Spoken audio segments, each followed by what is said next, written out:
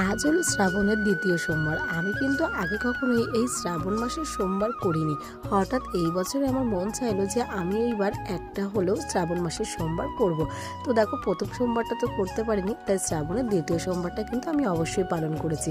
ঘরেই করেছি, বাইরে আর যাইনি। তো ঘরে শিবলিঙ্গকেই পুজো করেছি। আমি কীভাবে পুজো করলাম সেটাই তোমাদের সঙ্গে একটু শেয়ার করছি।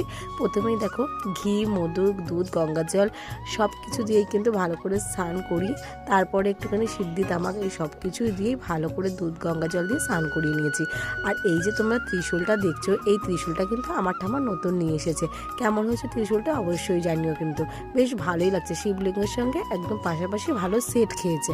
তারপর দেখো, স্নান করিয়ে শিবলিঙ্গকে ভালো করে মুছে তারপরে ফুল বেলপাতা সব দিয়ে সুন্দর করে পুজো করে নিলাম। আর এই যে আমরা শ্রাবণ মাসের সোমবার করলাম, আমি একা করিনি, সাথে আমার বোনও করেছে। আর আমরা দুই বোন মিলে যেহেতু শ্রাবণ মাসের সোমবার এই প্রথম করলাম, আমার ঠাম্মা তো ভীষণ খুশি হয়েছে। তাই জন্য যা যা দরকার তাই কিন্তু আমার ঠাম্মা একদম তাড়াতাড়ি করে জোগাড় করে দিয়েছে। সবটাই জোগাড় আমার ঠাম্মা করেছে, ফুল টুল আনার থেকে সব। তো আমরা কিন্তু তারপরে পুজো শেষ করে সাবু খেয়েছিলাম। তো আমার ঠাম্মা সাবু মেখে দিয়েছে। শ্রাবণ মাসের দ্বিতীয় সোমবারটা খুব ভালো কাটলো।